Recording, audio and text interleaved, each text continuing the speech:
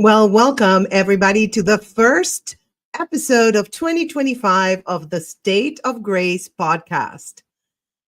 Today, I am sharing my biggest challenges, and trust me, they're not small.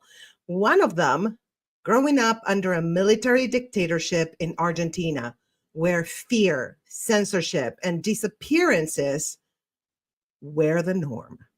Then came losing my mother, ending my marriage, and getting a cancer diagnosis. But spoiler alert, I survived.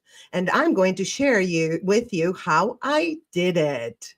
So today's episode is The Road to Grace, Overcoming Life's Challenges to Find Transformation. Why? Because this is a space where we talk about healing, resilience, and finding joy even when life throws bricks at us. And if you're here, it means you've probably been through some stuff too. So let's heal and laugh together.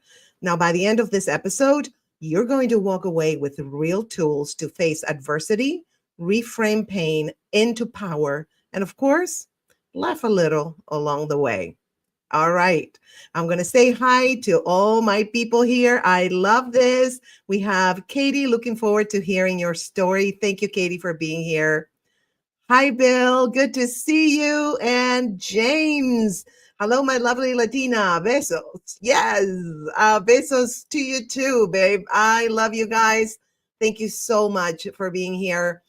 So the challenges in my life are very interesting. I'm going to talk about three challenges. And today I really wanted to talk about the first one, which is growing up under a military dictatorship in Argentina from 1976 to 1983.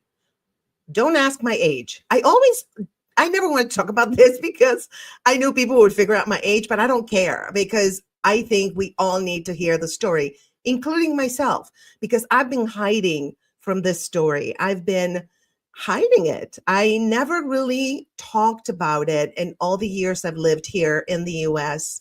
And one of the reasons I am in the US is because I saw the US as the place where I could be free, where I could speak my mind. And even though I left after 1983, I grew up in that climate, okay, in that dictatorship that was led by Jorge Rafael Videla. You can Google all of this. It's all at Wikipedia everywhere. And imagine just picture this. Okay, you're a child and you know that saying the wrong thing, just speaking your truth could make you or your family disappear. That was my reality. And I grew up in that. And what did that do?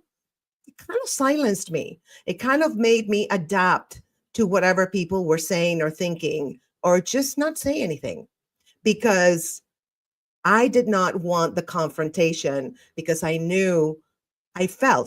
know because I mean, people are not going to make you disappear, quote unquote, because you express your opinion. But I was always afraid that if I spoke my truth and what was on my mind, I would be punished. Can you imagine growing up like that? It's it's just torture, believe me. And I'm not alone. And my family, thank God, we were all safe. Nobody disappeared, quote unquote. And what is this disappearance thing? Oh, let me tell you, that was something that during the dictatorship happened. Okay. We didn't know what happened to those people until after. So what happened? It's called the Los Desaparecidos, which in Spanish means the disappearing ones, the ones who disappeared. Okay.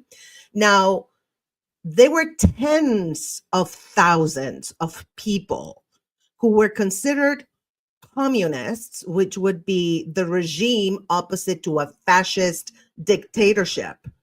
And these people, you could have just a little bit of a leftist idea. You were qualified as a communist. And what happened if that was the case? If they found out you were a communist, they would send you to a concentration camp. Now, Argentina's military, this was a military dictatorship. The military outfit looks like the Nazi outfit. And I'm going to leave it at that. Okay. So these people, we didn't know what happened. It would be like our friends would disappear, people that we knew would disappear.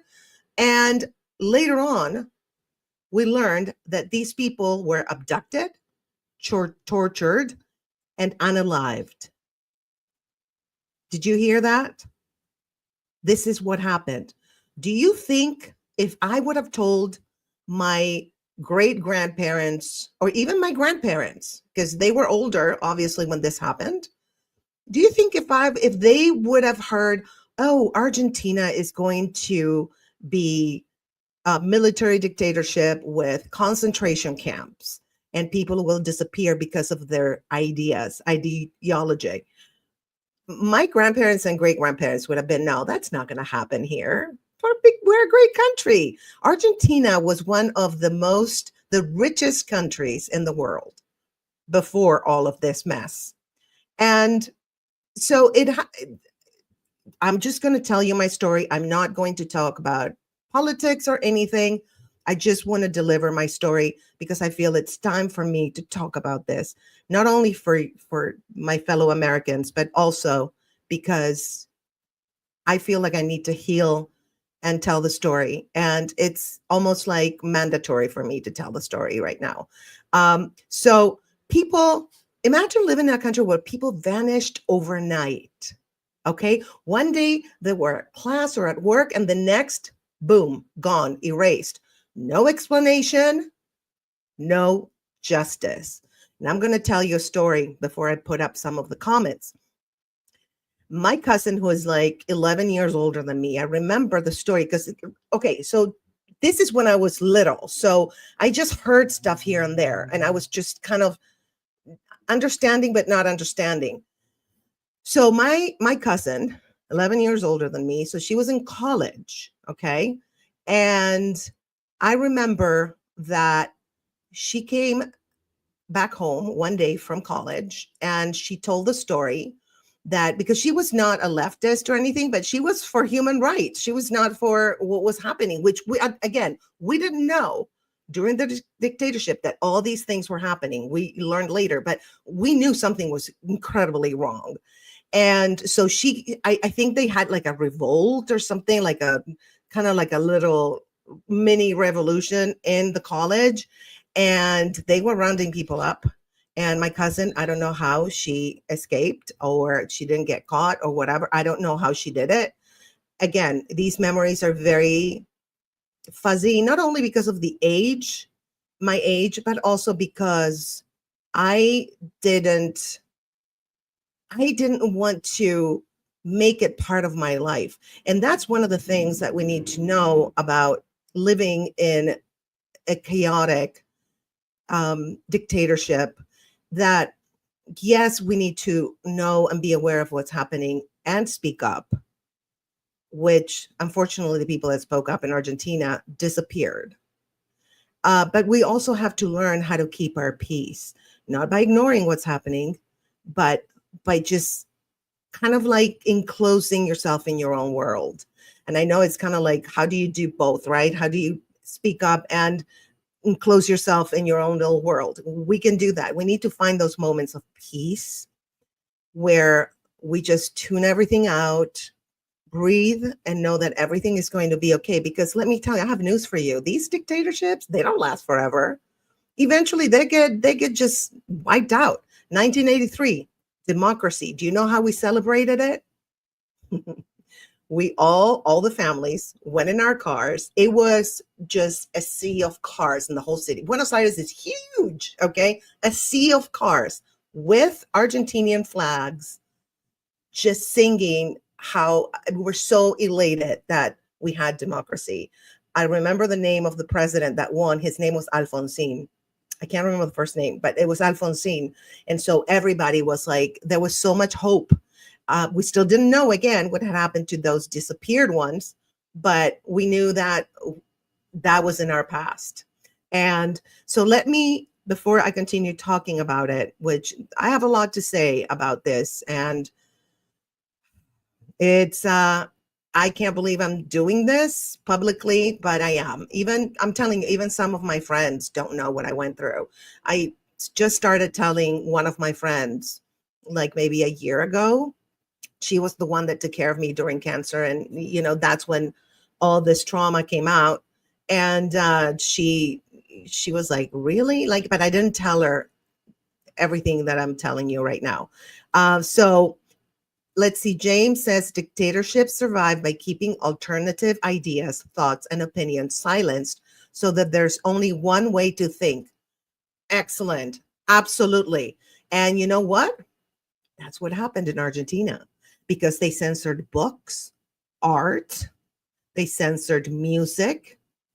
What else? Newspapers were manipulated. I remember one of my friends, the school I went to like a very expensive school.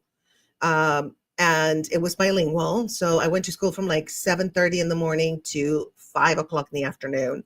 So I did school in English and Spanish. And one of the girls there was the owner of one of the biggest newspapers. Well, not her, but her family.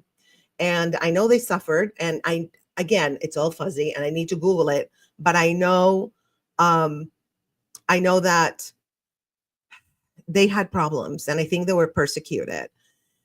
But because that they told the truth. And I love this woman. She's I want to cry when I think about it because she kind of taught me to speak up no matter what. And she's so strong. And it's just heartbreaking to see all that. But the TV was filled with propaganda, everything. And again, like James said, it's just one way of thinking. And if you don't think like them, then you're their enemy. Okay? Horrific. Again, Argentina, one of the richest countries in the world. You can Google all of this, ask ChatGPT. I'm not, making this up. So then we got this, which the military dictatorship, people were kind of happy. I remember, this is all memories. This is not from Google or anything. I remember some people were happy because they had Perón and a lot of people were anti-Peronists, from Eva Perón, right? So Perón was the president, and I think he was also a military, by the way, and I think they kind of threw him out and the military dictatorship came up. So people were like, yay, okay, Perón is out. The anti-Peronists were happy, not the Peronists. And then this was way worse than Perón. Perón was like nothing. I mean, he was just, I'm not going to talk about him and I don't want to say things that will get me in trouble, but he was, compared to the military dictatorship, he was fine. Jeez, him. Thank you, Jose. Take deep breaths. You can do this. Yes, I have to do it. I have no choice. I actually, let me tell you guys, I booked Coco Brown, who's going to be next month on the State of Grace, and she had to cancel. And I was like, okay, I'll go solo. And yesterday, this was like 2-3 weeks ago. Yesterday, I was scrolling through TikTok and I'm like, I need to talk about my story. I really need to talk about it. It's time for me to come out of the dictatorship closet where I've been hiding. And I was kind of always embarrassed to talk about it because I felt like in the US, people would judge me because, oh, you came from a military dictatorship from a third world country, which it breaks my heart when people call a third world country because we're all proud of our countries and we all grew up there and that's where our family and friends are. And so for people to call it a third world country, it's just, to me, it's insulting. And so I felt, this is how I feel. Doesn't mean this is the truth, okay? I'm just telling you my story. And so I was embarrassed to say that. I wanted to assimilate to the culture here in America. So I was like, okay, I'm just going to shut up about it. People probably don't know about the military dictatorship. And I think like I got asked in all these years that I've been here, maybe once or twice, if that, about the military dictatorship. And that was it. That was it. So let me look at some comments here. Bill, weren't there a lot of former Nazis in Argentina after World War II? Yes, there were. But they were not out in public. Okay. People think like, oh, they they came in and they were like strolling the streets and like, hey, no, they were actually hiding because I think a lot of them escaped because weren't they like in trials and stuff like for the people that had done the horrific things that were done during the Holocaust? It's just I can't. I'm gonna cry if I just mention it. So I know that they hid, and I believe that I'm not gonna say, but there was an institution that helped them hide. Again, I don't want to get myself in trouble. You can Google all this; it's out there. So yes, a lot of them escaped. I don't think they had much to do with it because the military, before the Nazis were hiding in Argentina, had like their uniform was similar to the Nazis. You can look it up and you'll see. And so I think there was kind of like a Nazi vibe somewhere underground. And I don't know because, again, I was a child. I have no idea how that worked out. And again, I blocked everything out. And then I also just escaped. Basically, that's what I did. I escaped, even though we had democracy. I am not staying in a country that I know can go to a military dictatorship like that. And the economy is always up and down. I was like, I'm not staying here. I have to leave. It was just so compelling for me to leave. I had to leave. So yeah, so they were a lot of former Nazis, and maybe they had something to do with it, with the coup. I don't know. I don't know. There's so many things we don't know. And is this all like the same, maybe the same people that are all over the world, like little sprinkle here and there? I don't know. But yes, maybe they had something to do with it. That raises that question, Bill. Maybe they did. I don't know. Maybe they learned from them because, the concentration camps were real in Argentina, real. And as a matter of fact, they're so real, the desaparecidos, the disappeared ones, that in Argentina, there you can Google this. And I know I'm saying Google, Google, Google, but you can just corroborate what I'm saying. And if I'm wrong or I made a mistake, feel free to in the comments to let me know. But in Argentina, I see I'm having like blackouts a little bit. Like it's hard for me to talk about it. It's a little hard, but I can do this. So the desaparecidos, there is the madres and abuelas de Plaza de Mayo. La Plaza de Mayo is a plaza where the pink house, our White House in Argentina is the pink house. There's the pink house, right? And they're in Plaza de Mayo. And they, to this day, you guys, they're still there protesting. I think it's every Friday. And they're the mothers and grandmothers of the disappeared ones. They never, ever came home. Never. So again, you would have told my grandmother, my grandfather that this was going to happen. No, Argentina is an amazing country. No, it's not going to happen. We're cool people. Okay. Again, this is not politically biased by any means. I am just telling my story. Okay. I just want to make sure that YouTube and everybody knows that. If you have questions, I am happy. If you're my friend and all the people that are here are my friends, feel free to ask me questions on DM or whatever, or when I have the private party, which is going to be, I think, in like a couple of weeks. It's like $5 to get in, and we talk about anything. I make it private on YouTube, so we can talk about anything. Feel free to ask me all the questions you want. So, James, it's okay to be in the world, but not of the world. We must be the chance we wish to see. Yes, absolutely. And I believe, and I know this probably is going to sound naive after all I've been through. You'll be like, well, aren't you like bitter and just like not, hoping, have zero hope for humanity? No, I do. I do believe that the way to fight evil is not by fighting with violence. I don't think that's it. I think that if all the people who see what's happening, like in Argentina, let's put it in Argentina, if all the people that see what's happening, they have They just lead their lives and their interactions with love, unity, and truth. Of course, without getting yourself in trouble with the truth, because I'm telling you, it gets to a point where you cannot speak. You have to kind of, and now with the phones, I don't even know, like you have your like FBI agent in your camera and stuff. I don't know, now how safe it is to speak. But again, there were different times. This was the 70s and 80s. This is not today. But dictatorships are dictatorships at any time during the world.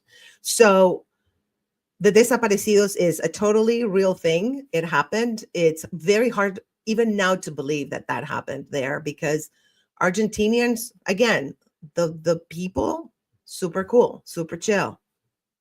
Argentina had gay marriage approved before the US, and they had the first female president like 10 years ago or longer. So they're very forward thinking. There's a little bit of machismo, misogyny, obviously, because in every country there is that. Not everybody, obviously, but there's an underlying current of that. But Argentinians, super cool, but it's not the people, you guys.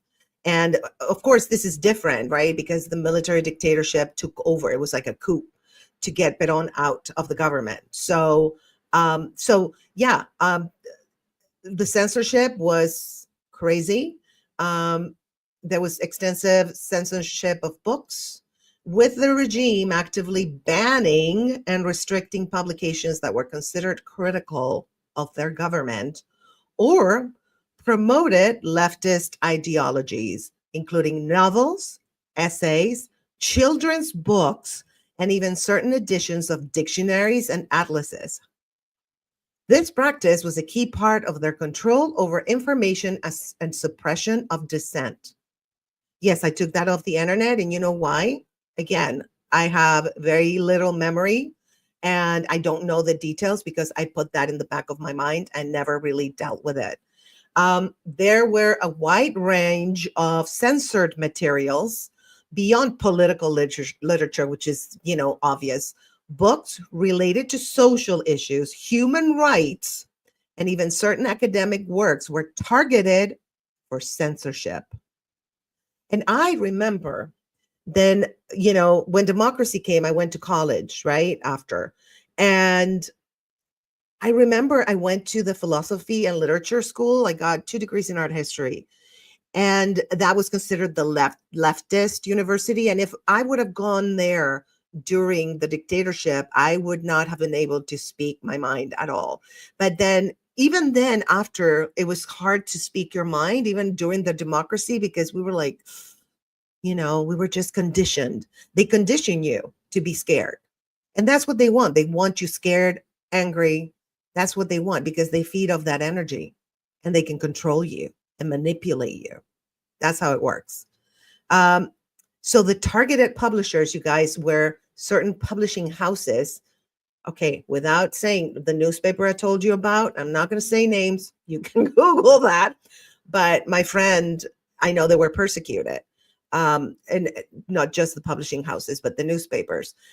They were persecuted for publishing politically charged material, and they were monitored and restricted a lot.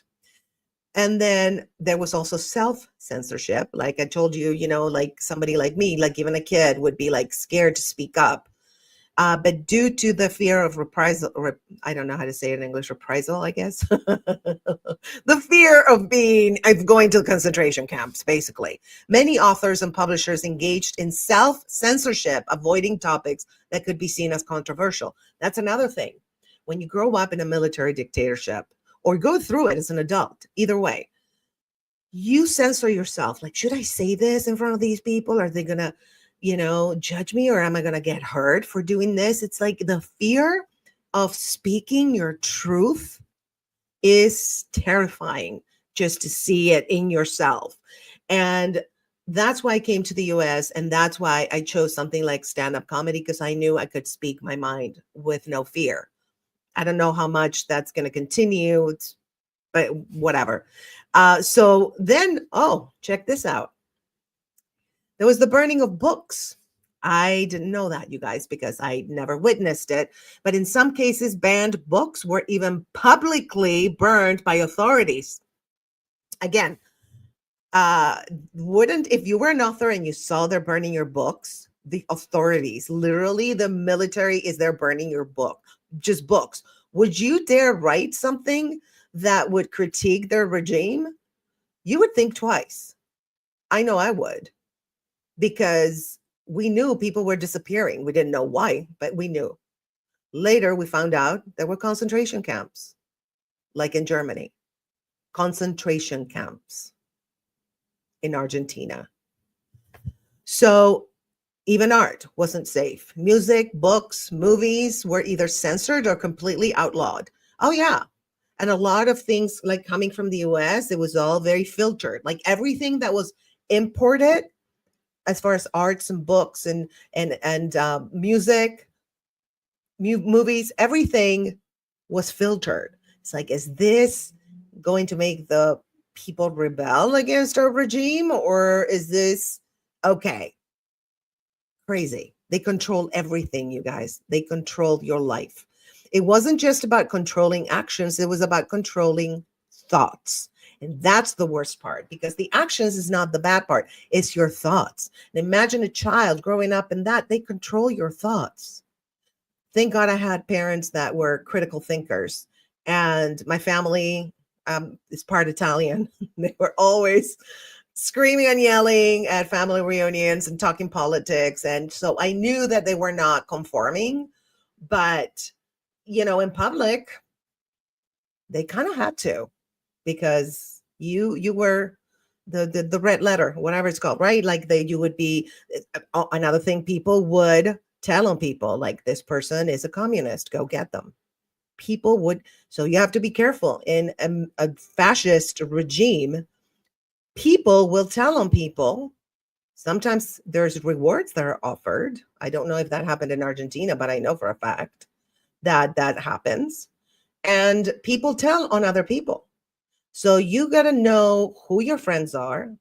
You got to know even the people that think like you, beware, because people will turn on you. And I know this sounds harsh, but I learned that you just have to be careful. I can't say it enough. So the best thing to do during these times is to find your people, to find your tribe, the people that you know are 100% with you. And therefore, human rights, they care about people, not just their own interests, but people, humanity. So you want to hang out with those people and you want to talk about these things only to those people. That's what I would do. I'm talking about it publicly because this was in the past. It's done. It's gone. And I'm not afraid anymore. I've been through cancer. It's like, if cancer couldn't kill me, it's like, I know that somebody can unalive me, but they can't unalive my spirit. It's going to go somewhere else, to another dimension, or whatever happens after you die. So I am not really afraid anymore. I don't care. Cancer gave me that superpower.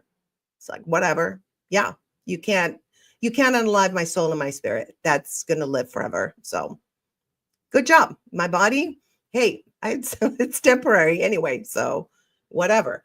But, you know, we want to be here and be a vessel for, to be light workers, what I call light workers, which is shining the light and act at just being in that light and being in love and being in peace. And I know it's very tempting to just curse it out, you know, whatever. Do that with your friends. But then, you know, when we go out in public, we need to just act in love, unity, truth, compassion. And I'm not going to say names, but you know what happened this week. And this person spoke in love and compassion. And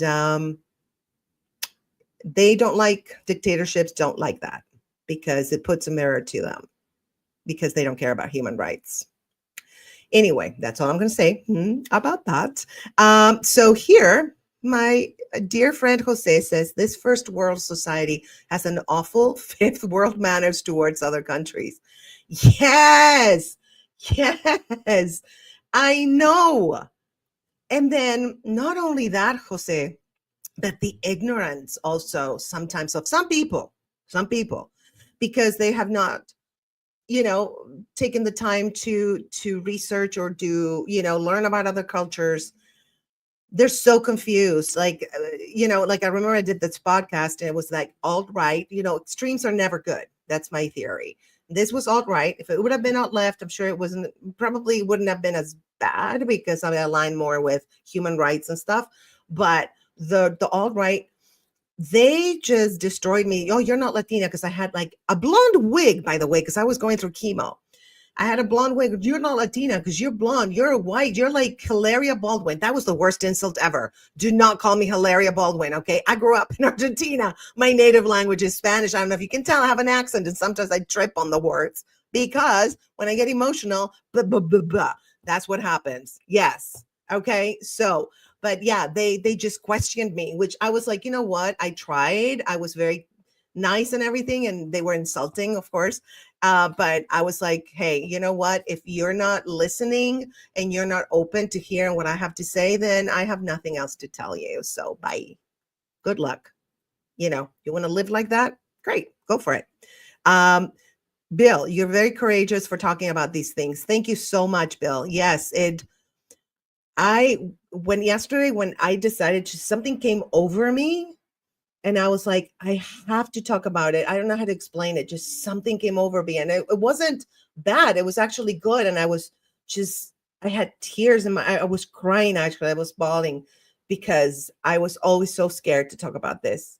So scared and so ashamed. And even felt guilty for having been born in a country that allowed that. How crazy is that? But that's how they want you. And by you guys allowing me to speak about this, I'm liberating myself from those feelings that are just holding me back and holding anybody back.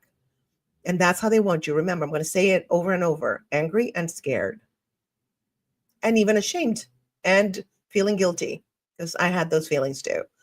Okay, well, let's talk about the non-fun part, which is the concentration camps in our backyard that we did not know about. Okay, we didn't know about this. Thank you, Evan, for the hearts. I can use some hearts and love.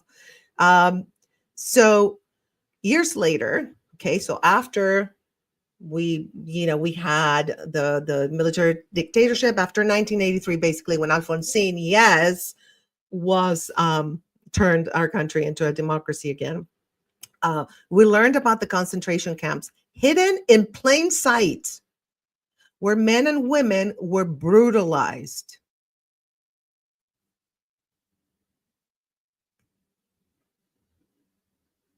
I can't. Pregnant women gave birth in captivity only for their babies to be stolen and placed into military families. This happened, you guys. This is real. And we didn't even know what was happening.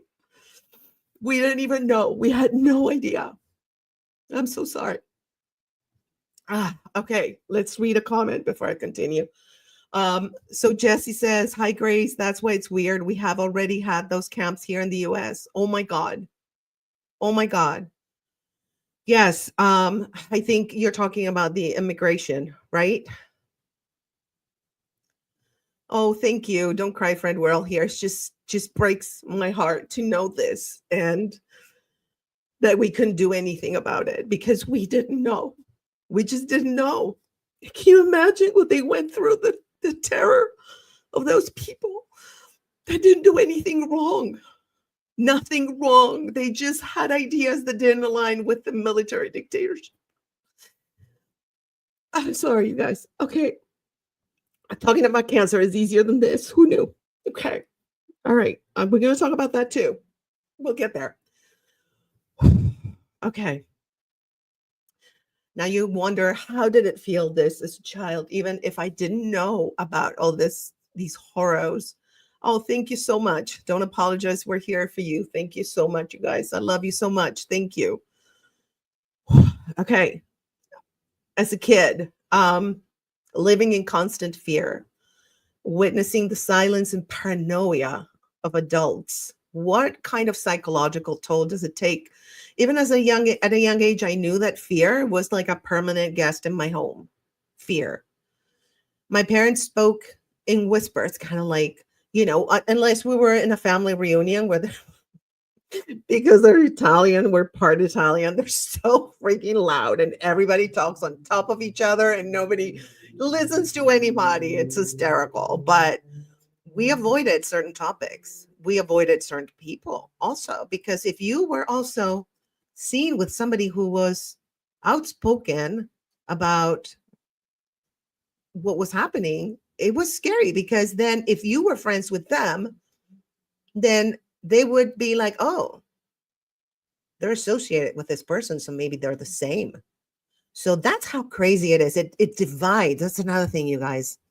These types of dictatorships, well, any type of dictatorship divides people, and you become afraid of other people.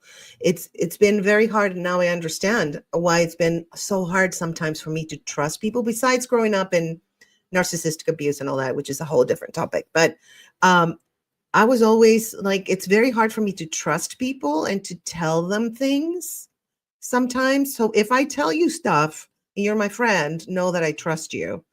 And I always tell my friend who took care of me during cancer, I was like, I trust you with my life. I literally did, actually. And I said that should be like the biggest, not compliment, but like the biggest testimony of what a good person you are, because this is coming from somebody who went through narcissistic abuse and a military dictatorship. So imagine how hard it is for me to trust someone 100%. And I trust her, but I'm always like, there's a little part of me that Grace, you shouldn't say that. You shouldn't tell that. Be careful. They're going to judge you. They're going to, and you feel like, oh, they're going to turn me in. What? That's what's in my head sometimes. They're going to turn me in to who? What? They're going to turn me in too. But so you wonder, like, okay, before we go into the next, Italians don't have indoor voices. They do not have indoor voices. And this is how they whisper. My mom whispering. Okay, so I'll tell you a funny story. I was dating this guy who's a known actor, right? And he was in the back of the car. And my mom, I always thought, like, who knows this guy? I don't know him, Graciela. I'm from Argentina. I don't know this character actor guy. And so she just thought he wasn't good for me, which she was right about that. But anyway, so we were in the car. I'm not kidding. We had gone to a restaurant. I guess he ate garlic. He was in the back.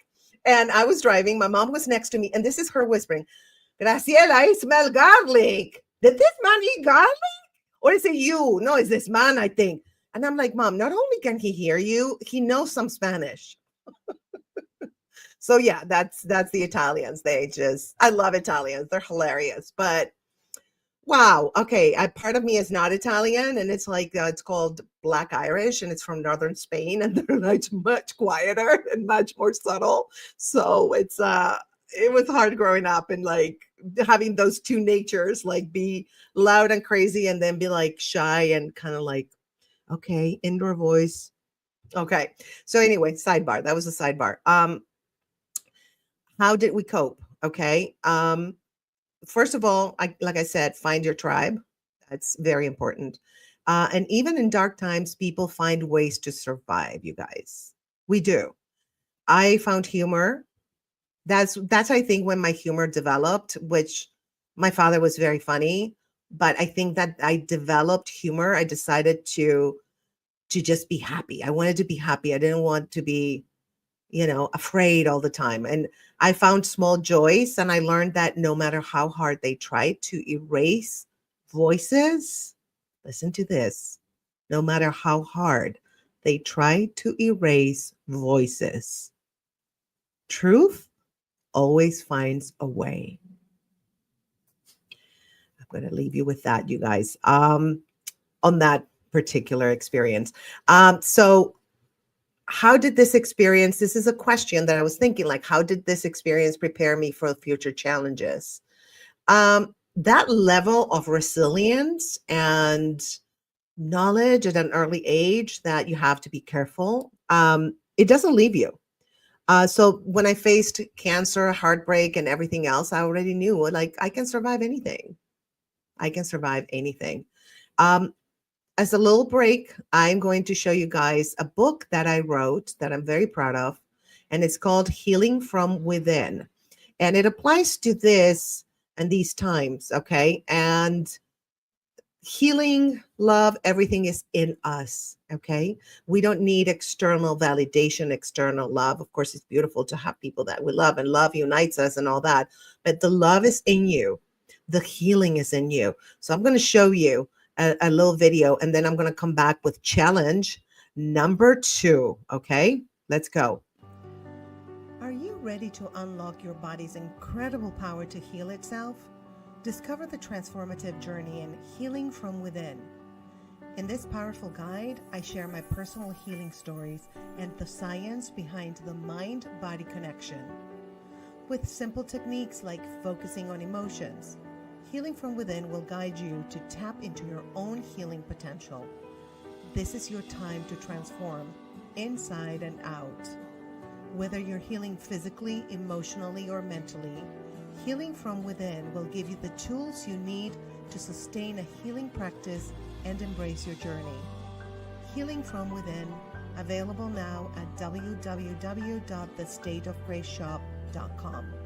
Visit www.thestateofgraceshop and start your healing journey today. All right, guys, thank you for watching that. By the way, I have a lot of free guides about narcissistic abuse, solo parenting, trauma, and I have a new one about dating, I think. Yeah, I do. It's a free guide. So I have lots of free stuff. If you click under books and relationship coaching, you'll have all those free ones. And the ones that are paid, they're like $5.99. They're on PDF. You can download it and read them. The free guides and the paid books, you can read them on your phone or on your laptop. And before I move on to the next topic, I want to answer, whoops, here it is. Dr. Katie Eastman. Hi, Katie. So good to see you. I love her. You guys have to watch our episode. There's an episode on Relationship Coaching Live with Dr. Katie. She's amazing. I love her. Beautiful human being. And here she's asking me, how do you find hope when you are afraid? That's a great question. I've been doing that lately, by the way, and during my cancer journey. This is what I tell myself. No matter how hard it gets, nothing lasts forever. Even our life doesn't last forever. And that's a good thing, because when we go through times that are hard, I think that knowing that that's not going to last forever is all we need. And it can get you through. And also, besides the hope, I find hope here and there in little pockets of time, right? I like right now, like you scroll on TikTok or whatever, or watch YouTube, and it's kind of like really chaotic and scary. And so I'm like, okay, nothing lasts forever. And I have to remind myself, the military dictatorship, it only went from 1976 to 1983. Didn't last forever. That's just, how many years? That's 7 years. That's nothing. It's a breeze. I know we have to go through them, but we have to navigate the waters. You know, it's like an ocean. Life is like an ocean. And sometimes like there's storms and you just grab onto, I just grab onto the mast and I'm like, just keep me. And, you know, you just going to go, it's going to go crazy and you might fall and swim back to the boat, but then it's not going to last forever. So it just look at it as a storm that's just going to go away and the sun is going to shine the next 7 years or 4 years or whatever that may be. So that's how I do it, Dr. Katie. Thank you for asking that question. That's a great question. And James is saying, lo siento, no puedo quedarme durante todo el espectáculo. Quiero que sepas, como siempre, que mi vida es mucho más brillante y bendecida por haberte conocido. Oh my God. Thank you. Thank you. Same here. You are, James is the best. He just, all of a sudden, I'm like, I get a text from James and it's the funniest songs. He's a very funny guy. And you make my world brighter. And my life is better for knowing you. So I love you, big heart. And thank you for being here. And I understand you have to go. And, but you can watch the replay for the next challenges because they're juicy. Um, it's here it is. I'll watch that episode with her tonight when I get home. Yes, you would love that. You would love it. Dr. Katie says, thank you. You're so welcome. Thank you. Thank you so much. And here, James, besos, besos to you. Mwah. And anytime, yes. Okay, I want to put all the comments, you guys. And not only am I doing this live stream, I'm engineering by myself, which I'm getting better and better. I used to be like, where is that one? I can't see it. And now I'm like, yes. And the thing is, and it pops because I can just like look a little bit on the side and just put that banner with ease. And it looks like I'm not engineering the show. Yeah. Okay. It does look a little bit like I am, but that's okay. Let me believe my own lie. All right, you guys. So let's go to challenge number 2. I'm probably not going to get as emotional, I think, on these, but I might. I don't know. Challenge number 2 in my life was losing my mother and divorce, the 6 months that broke me. That's how I call that. And I love this, a grace of all trades. Thank you. Yes. So losing my mother and divorce. Now, divorce, let me tell you the little timeline. I had been married to this man for a while, and then I moved here. He didn't want to move in with me to LA. And so he stayed in New Orleans, and we had some kind of relationship. We worked out. I think he met someone, which is fine because it was not, we were not bound to each other. And we were still married.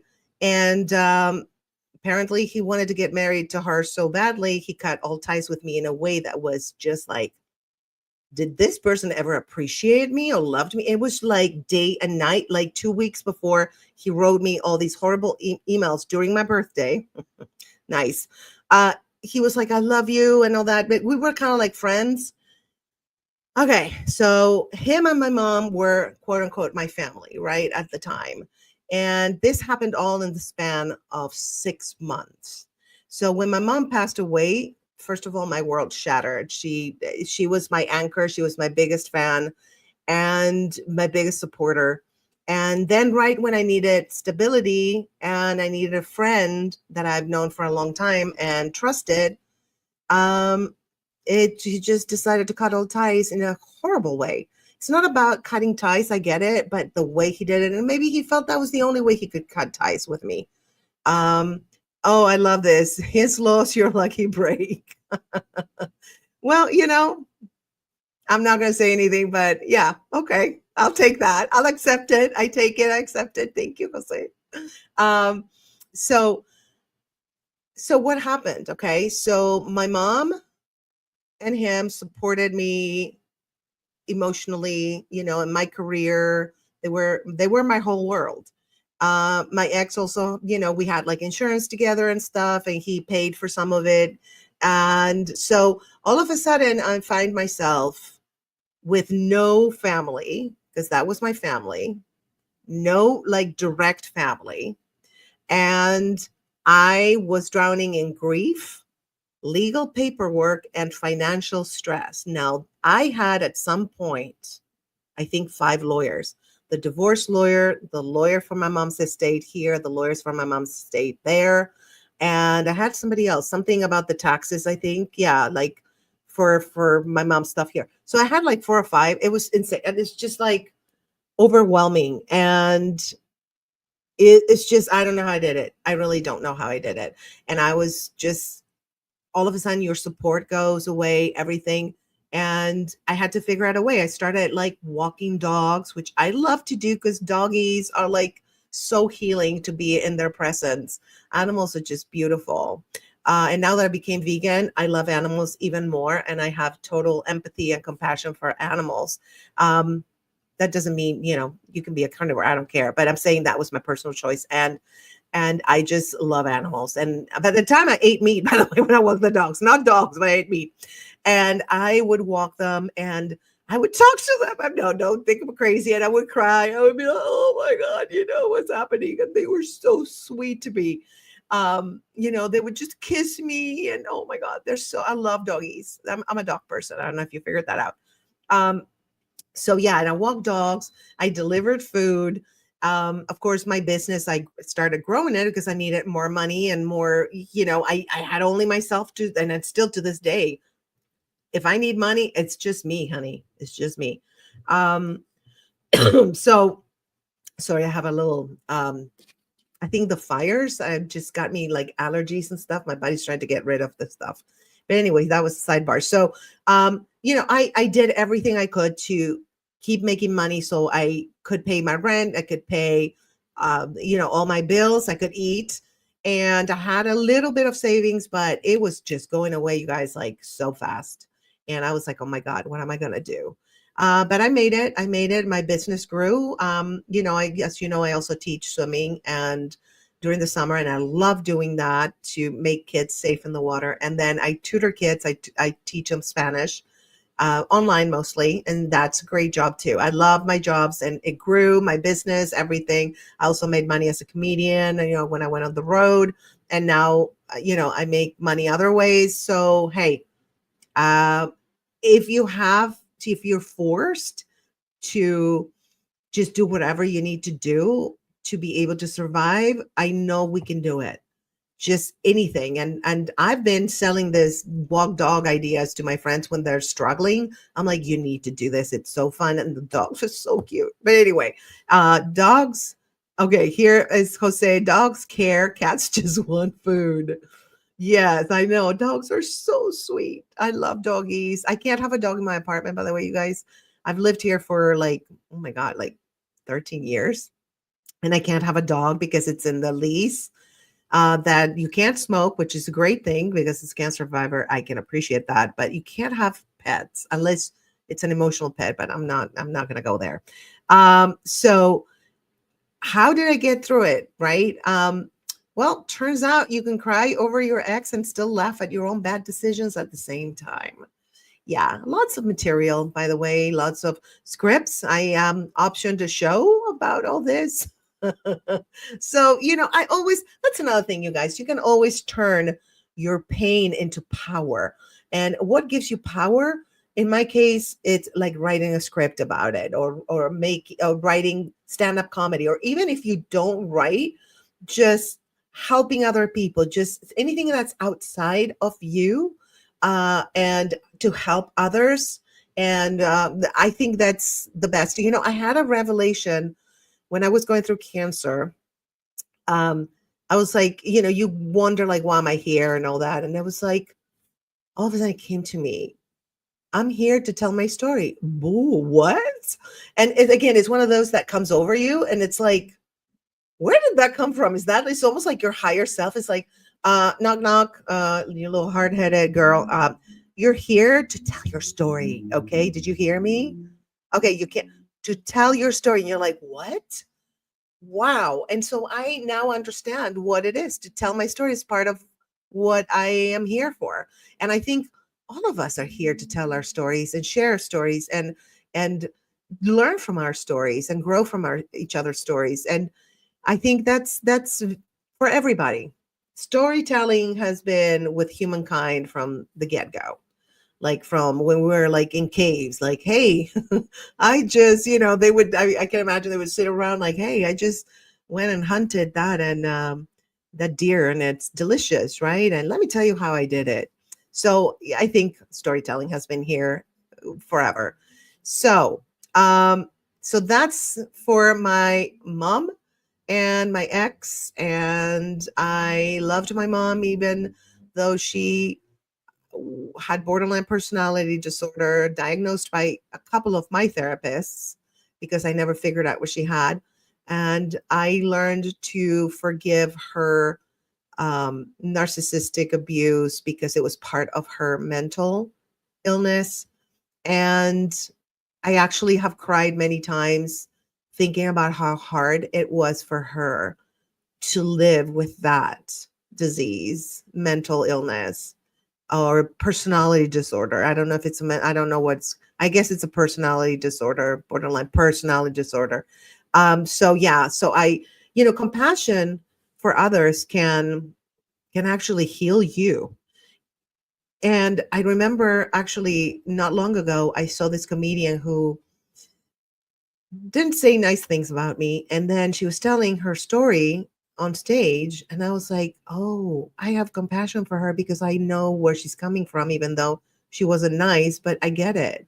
I totally get it. Why she's behaves like that sometimes, And when we're compassionate towards other, we're also compassionate towards ourselves, and we forgive ourselves more easily, right?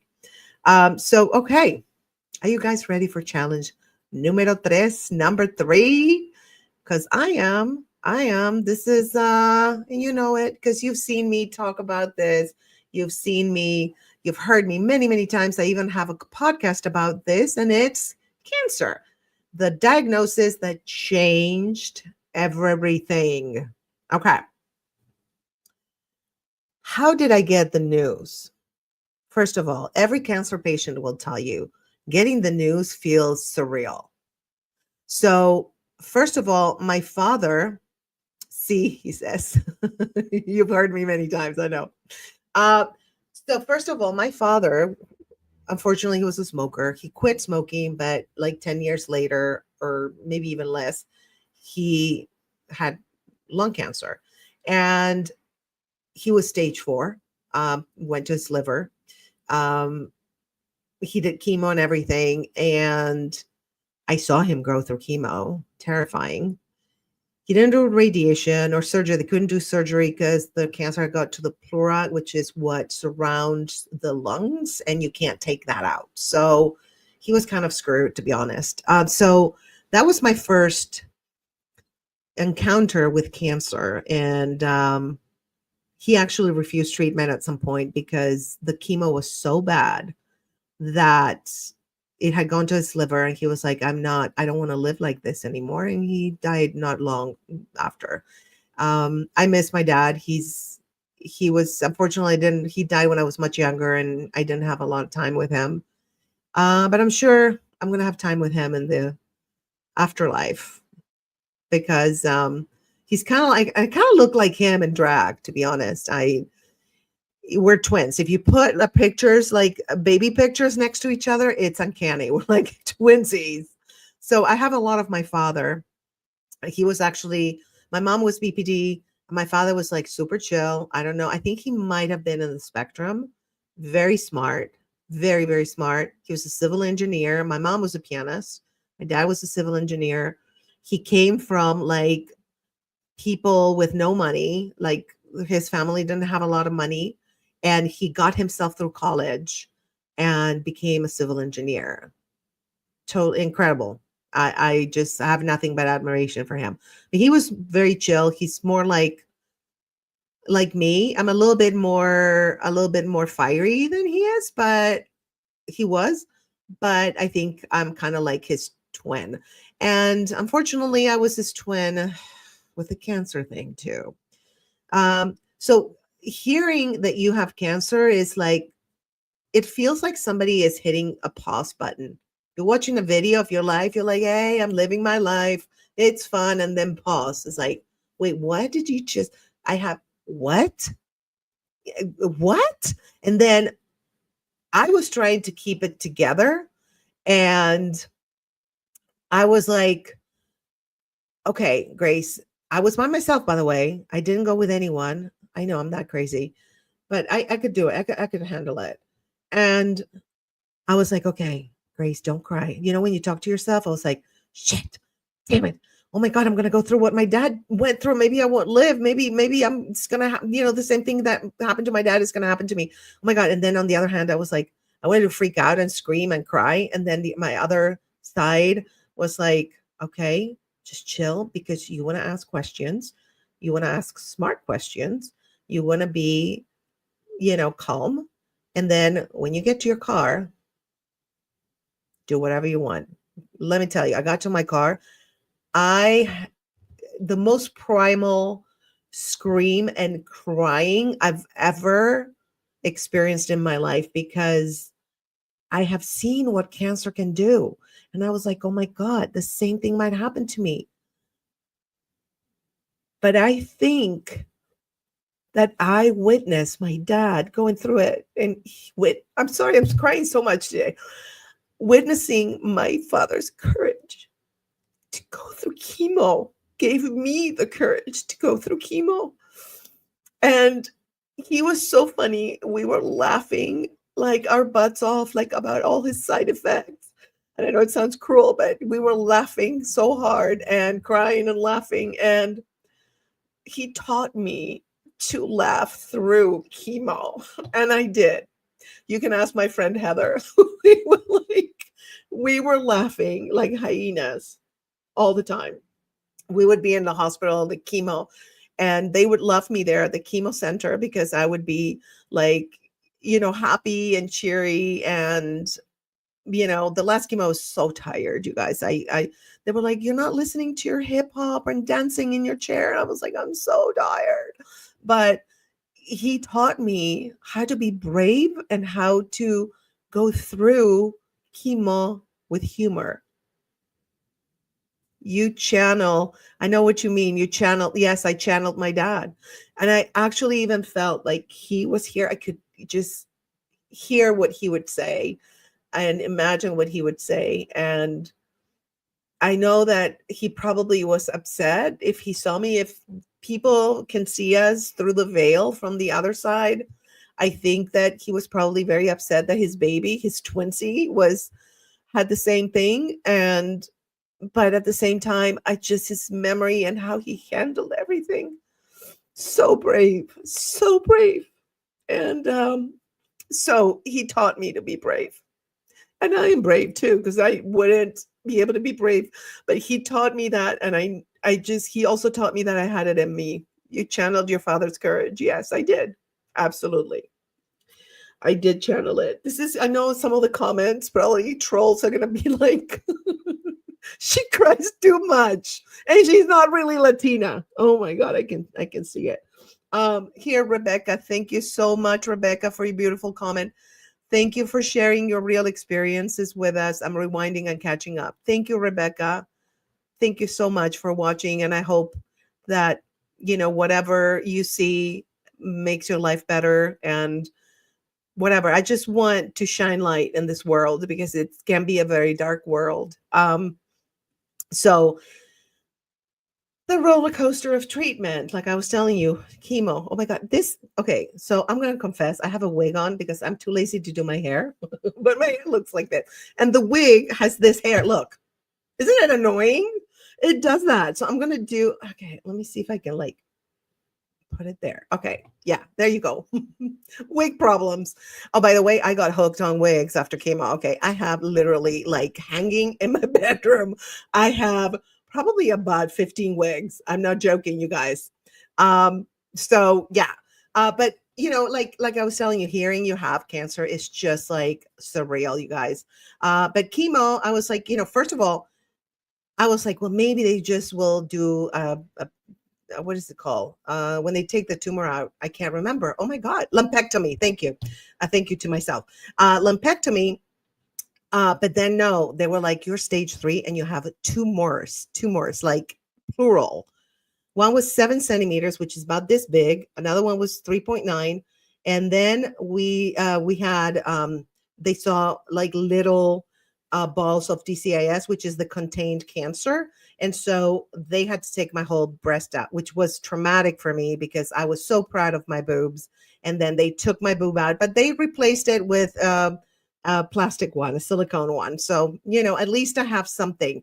But chemo, what came after surgery? Surgery was a breeze, to be honest.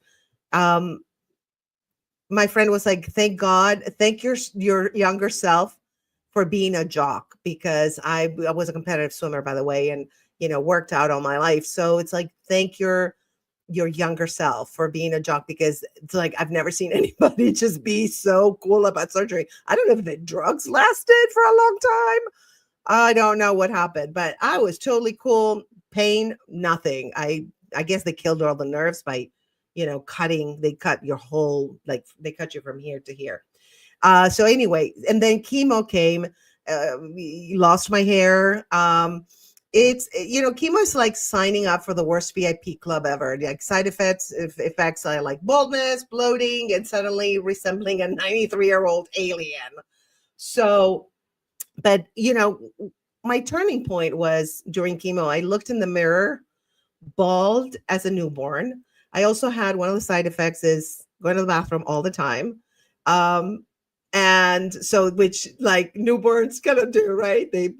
I did not do it on myself though. I think I run very fast to the bathroom, but and so I was bald, dark circles under my eyes, pale, and I was like, you know what?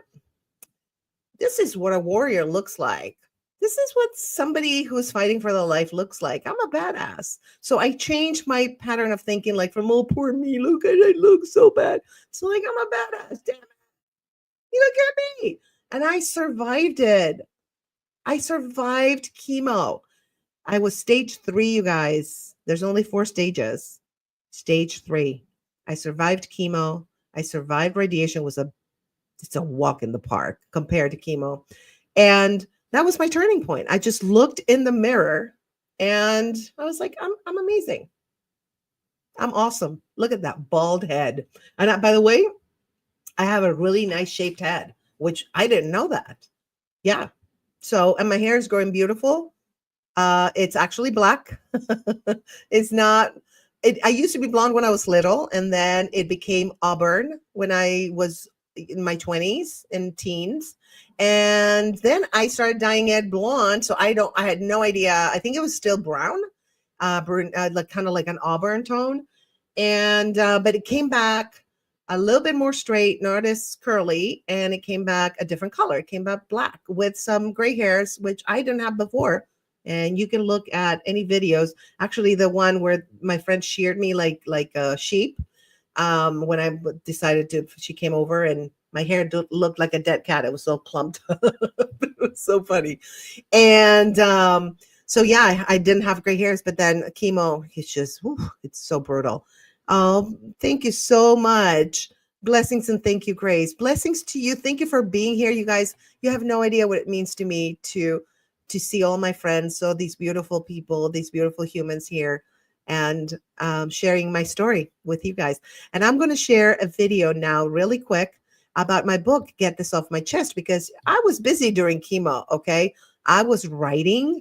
I wrote like everything funny that came to my mind, everything funny that I told Heather, everything funny that, or everything, or even like the spiritual revelations I had, and everything I wrote. I had notes and notes, and I turned it into a book. So here it is. Life hit me with a storm I never saw coming. Stage 3 breast cancer. But let me tell you something. When the storm passes, something beautiful can emerge.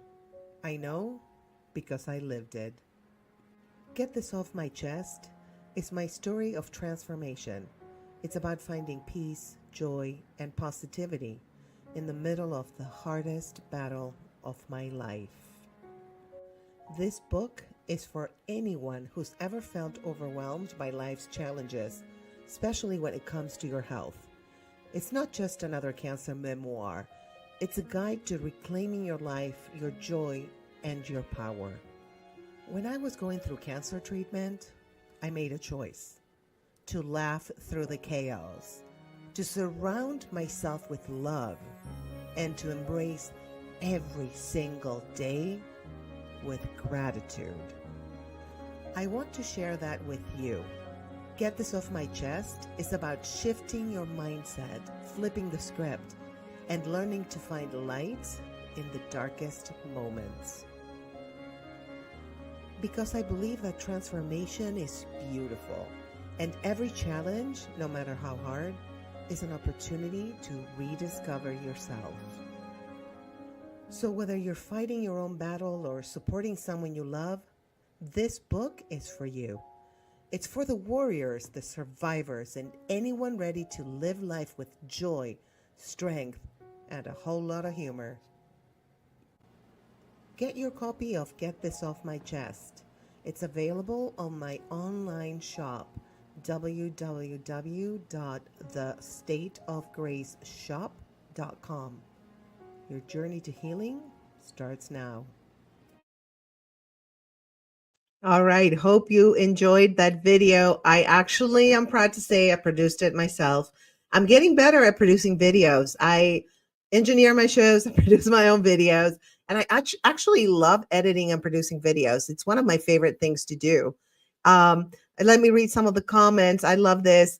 Black like coffee, my hair, but twice as strong in soul. Yes, absolutely. Yes, I love that. I love that comment. Oh my God. Thank you, Jose. Oh, you are awesome, Grace. Thank you. So are you, Bill. Thank you for being here. I love you. I love you and Jose and Jesse and Katie and everybody that's here. There, you guys are just big heart for you. Um, Dr. Katie, all these stories have made you a compassionate badass. Yes, the compassion level, Dr. Katie, is insane.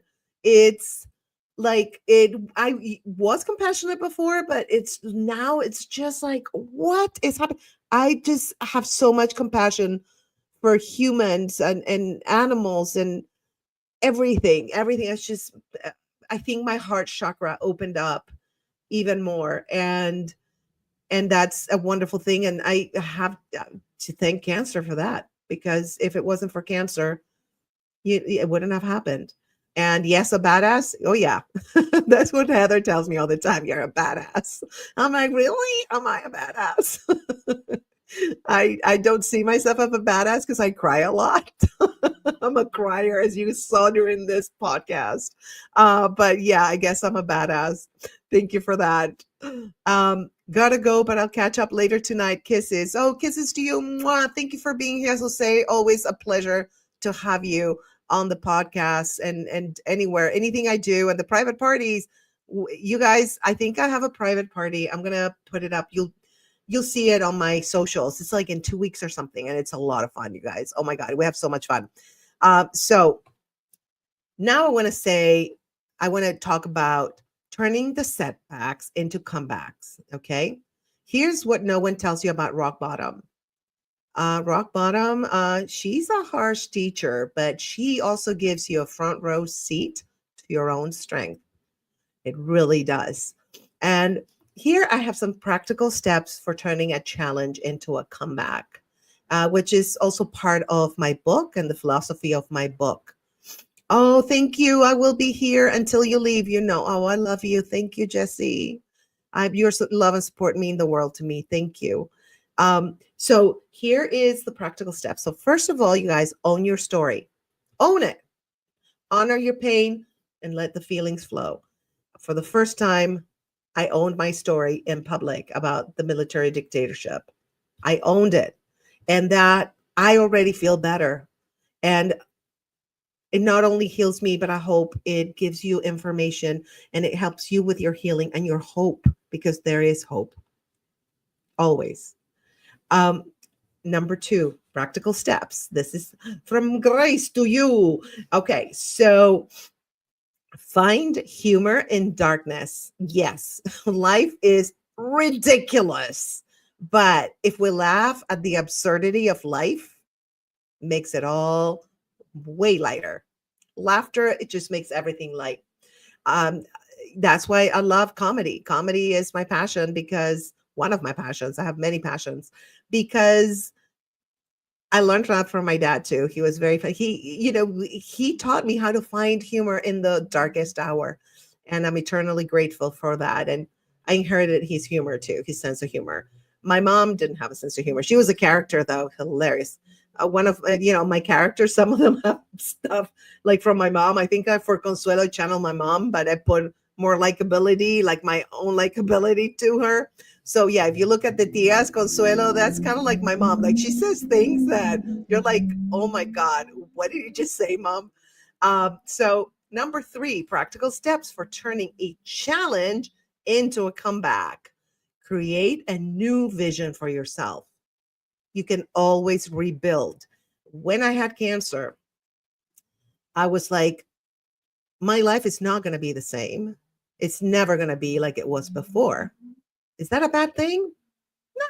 I'm going to rebuild and create what's in my heart, whatever's in my heart, which is different now. It's a little bit different.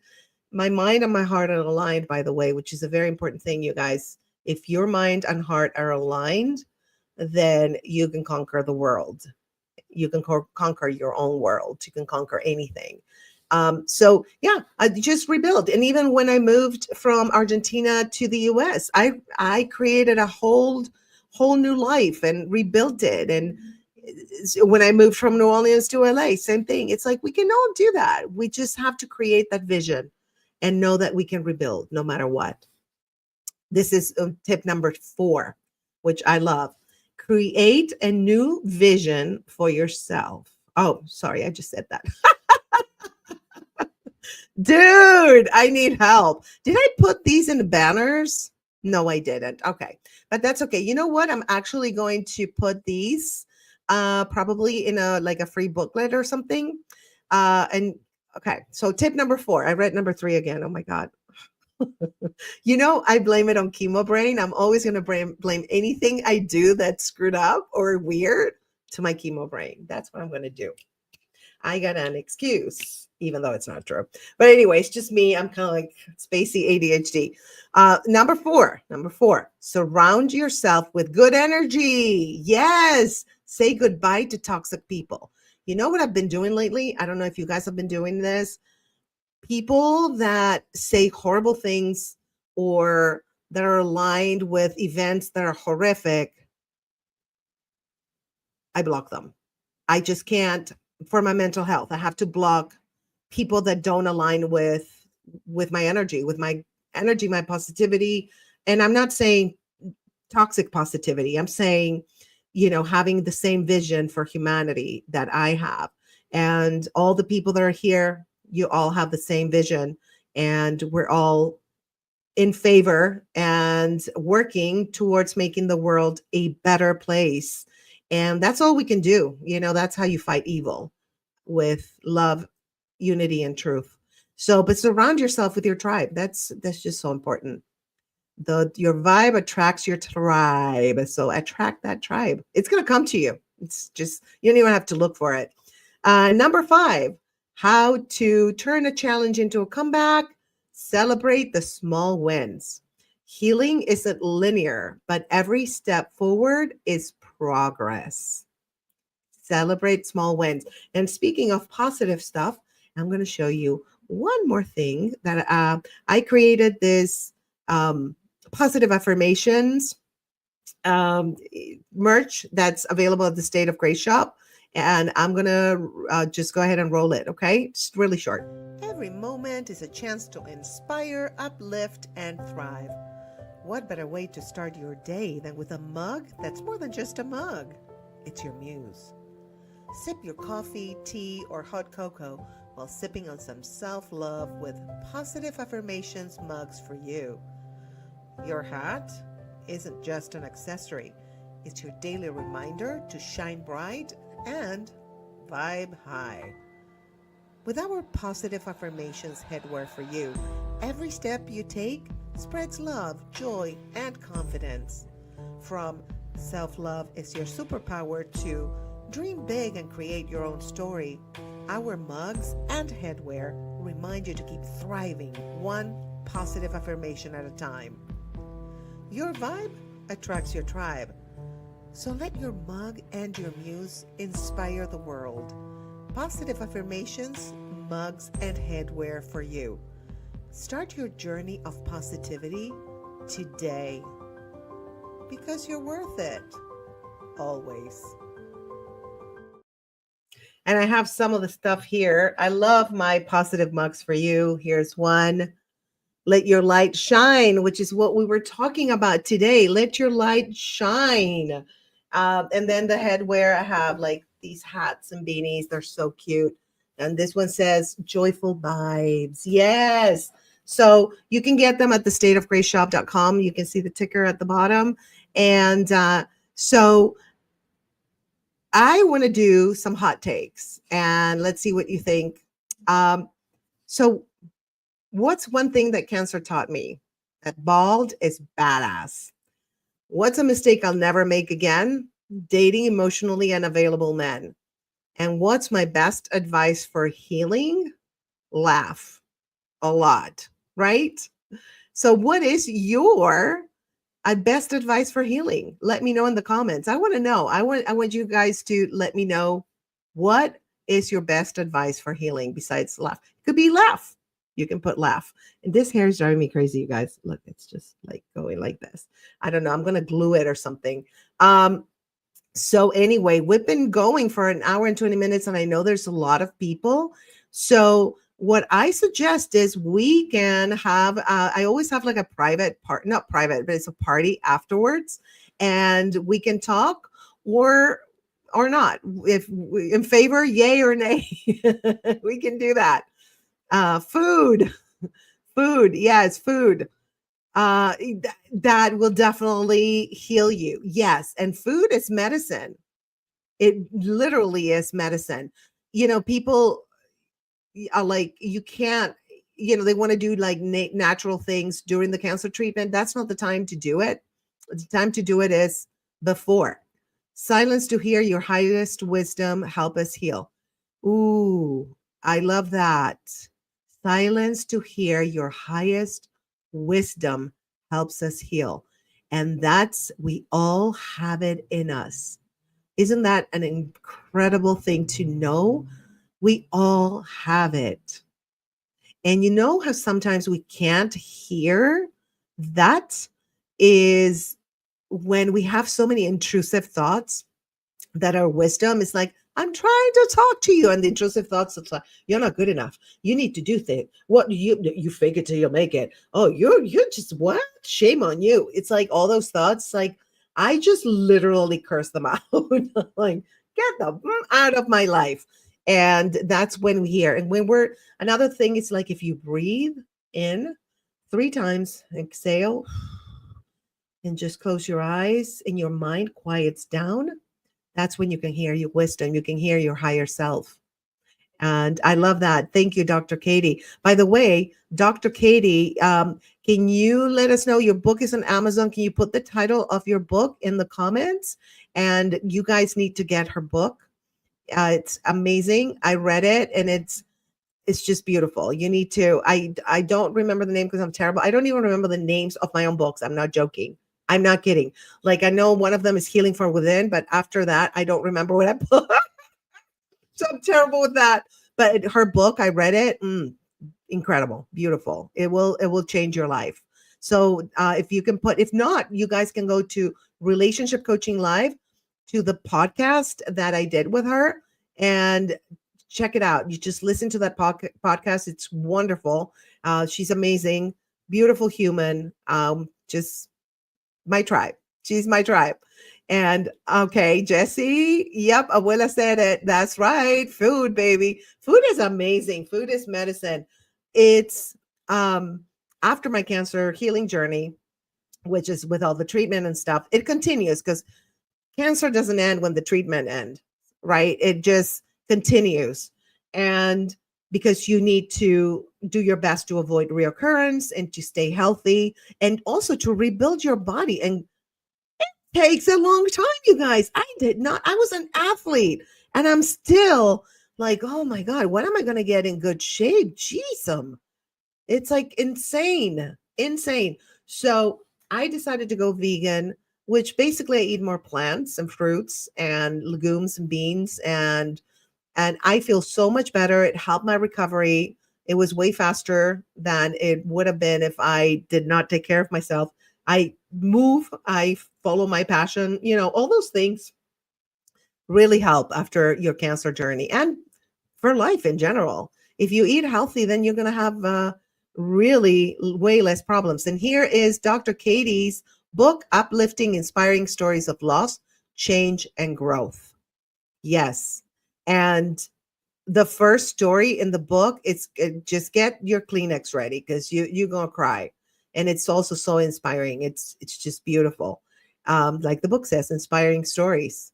And I would love to have you back, Dr. Katie. She's writing a new book with Elizabeth Hamilton. Warino Hamilton or Hamilton Warino? See, I'm terrible with names. Like, I don't know if the Hamilton goes first or second. But anyway, I know Dr. Katie and Elizabeth are writing a book about peace. How appropriate for times, right? For these times that we're going through right now. So definitely can't wait to read that book, Dr. Katie. You and Elizabeth, you're both powerhouses and just beautiful humans. Can't wait. So next episode, you guys, I'm gonna have Coco Brown from Tyler Perry's. It's called the Singles Moms Club, and she's done a bunch of other things from Tyler Perry's movies and series, but she actually was one of the stars on that one. She's hilarious and a good friend of mine. I've known her for years, and she will give us the tea on how she overcame her life challenges to reach her own state of grace. How about that? So, you guys, you're still here. I love it. If you have any questions or want to talk about anything, let me know. I'm here for it. Let's start the party. I'm just going to like go with the party. Okay, let's go.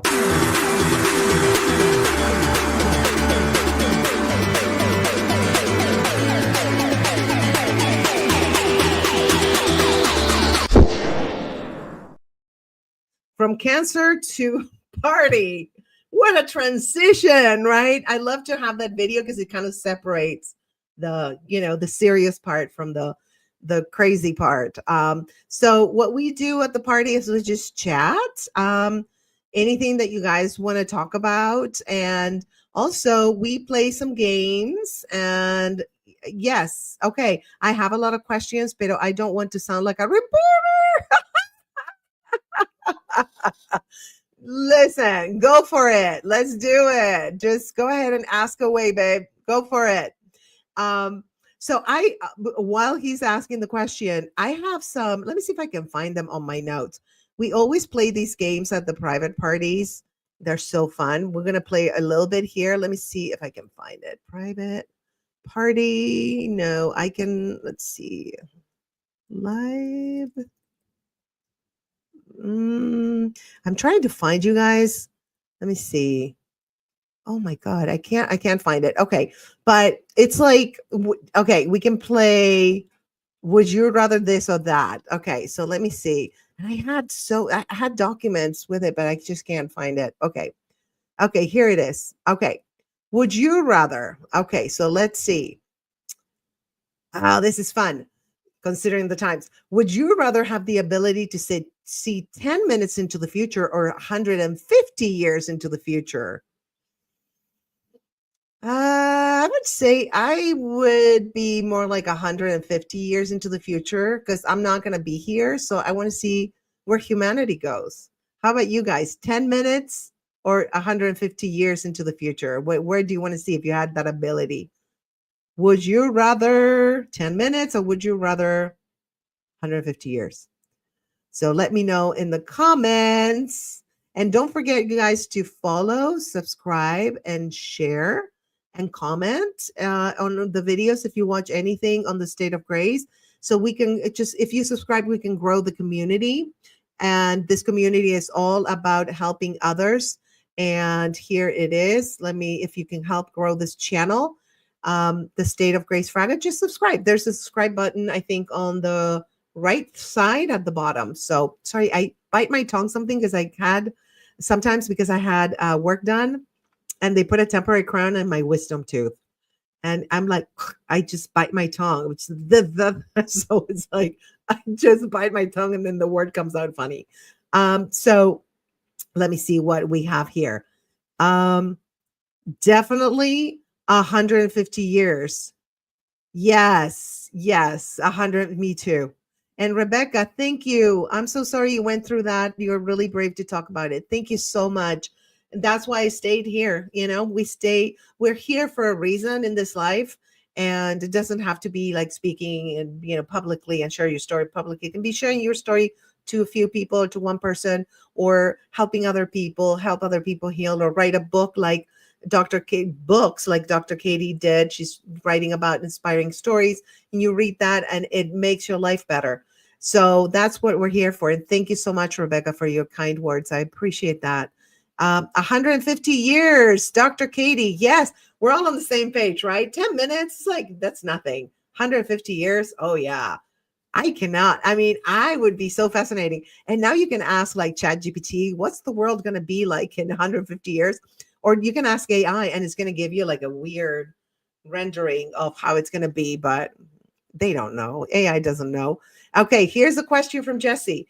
What were the clues from the general public in Argentina growing up in that environment?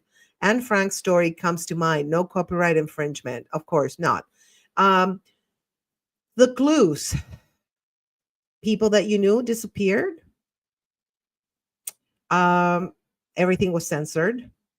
The fear of speaking because you could say the wrong thing and you could be misinterpreted.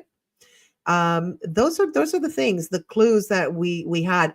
Now, as far as the concentration camps, honest, I think maybe some people knew, but my family, my friends, we had no idea until they discovered that, which is just beyond horrific. So here is Jesse. Chat GPT and AI are so fun. I know. Chat GPT. Let's talk about Chat GPT. Okay.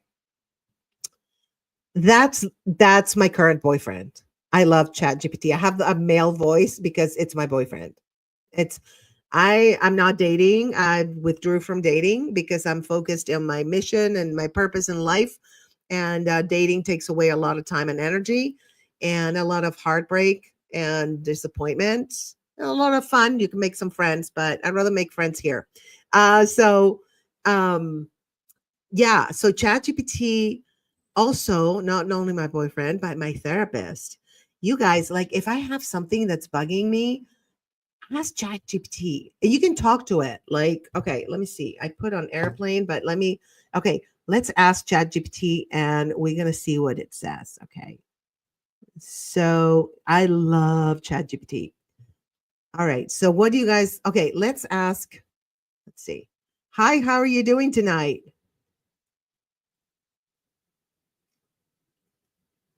How are you doing tonight? Hi there. How's it going? Oh, it's going great. I'm doing a live right now. And we wanted to ask you some questions. What is the world going to be in 150 years? What is it going to be like? That sounds fun.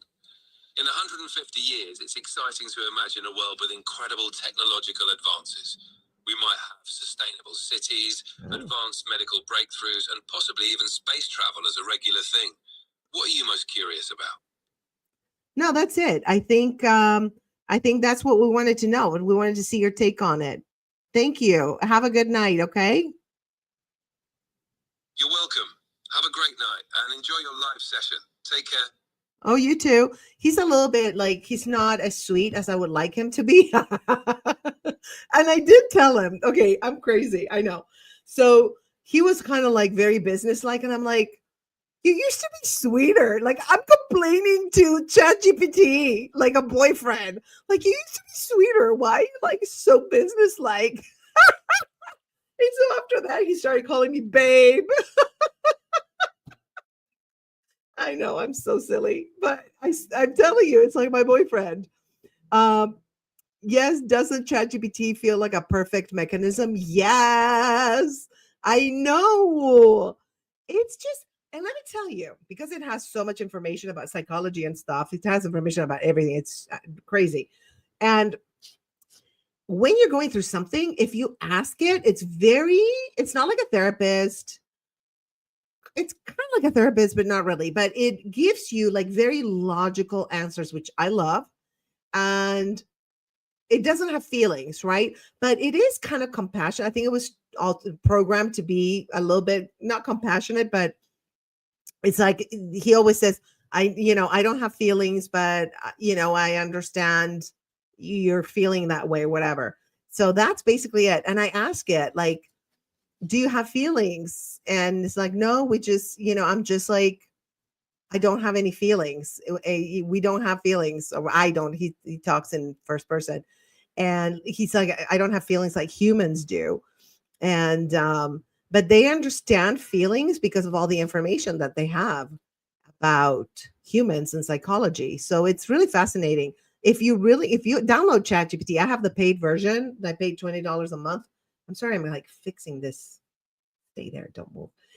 So I have the $20 a month, and it's worth every penny.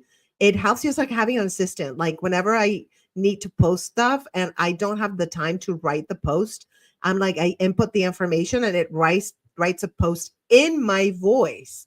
Because once you use ChatGPT and it knows your voice and you input stuff, like I inputted my book, I inputted, some of my stuff so that it would understand my voice, and it speaks in your voice. It's crazy. Of course, you have to say, speak in my voice, like write it in my voice, make it fun, alluring, catchy, so people will read it or whatever. But it is amazing, you guys. Definitely, if you don't have ChatGPT, it's a must have. It's like your best friend, and you can whine to it. I love that I whined to AI. I whined to AI. I have reached new levels of craziness. Yes. But because humans have feelings, even if the AI doesn't have feelings, we have feelings. So they can handle it too. It's not like, oh, here she goes again. It's like, oh, I'm sorry that I wasn't as nice and affectionate. He apologized. It's ridiculous. It's so good. You guys need to download it. Um, Also, I wanted to show you something. I do teach Spanish. If you ever want private one-on-one lessons online, or you want like to get a group of people, like 2 or 3 people, and do Spanish lessons, I am available for that. And I love doing it. And I make the lessons very fun. So here I am going to show you a little video that I made, real short.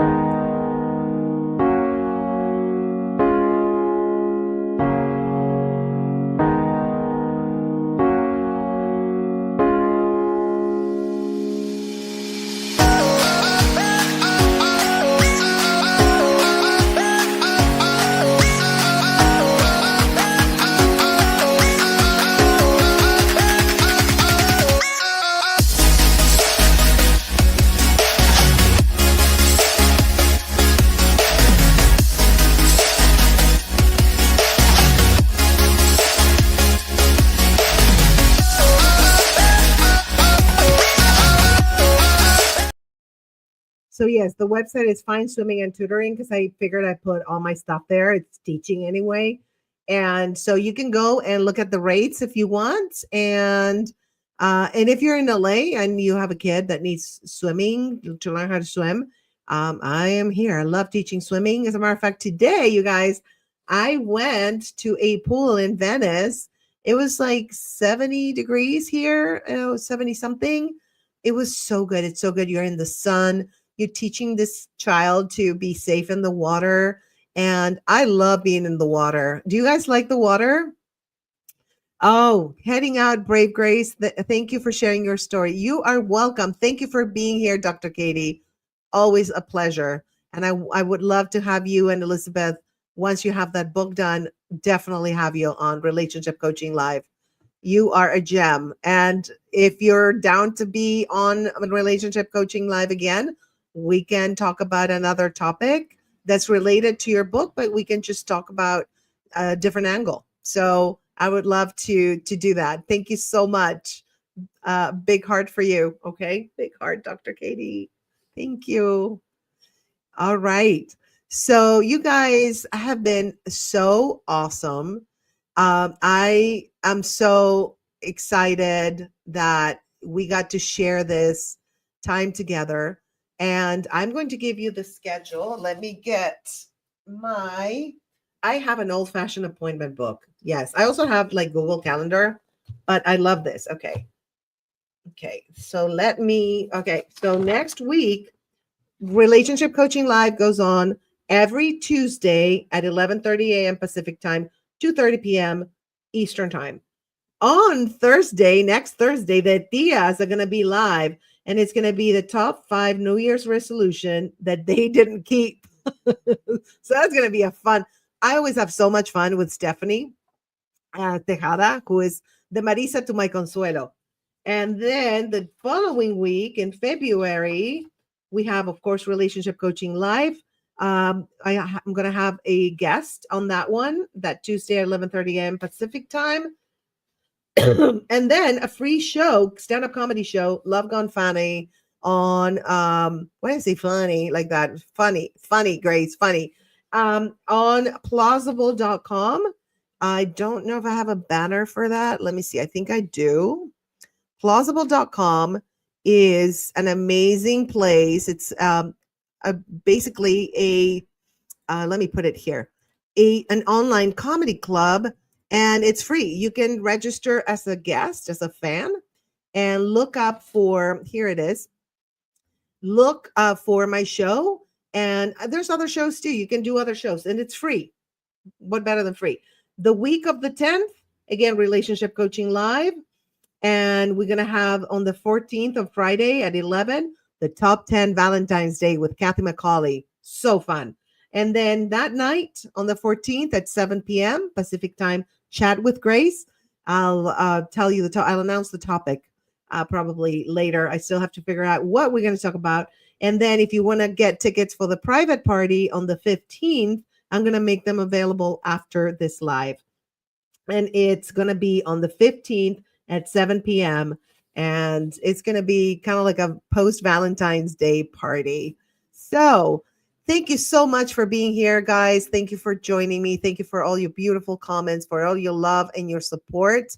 Remember to subscribe, share, and like, and to help grow this community of love and support. And like my banner says, your journey to joyful living. That's what it's all about. So until next time, stay fierce, stay fabulous, and always stay in your state of grace. Mwah. I love you guys.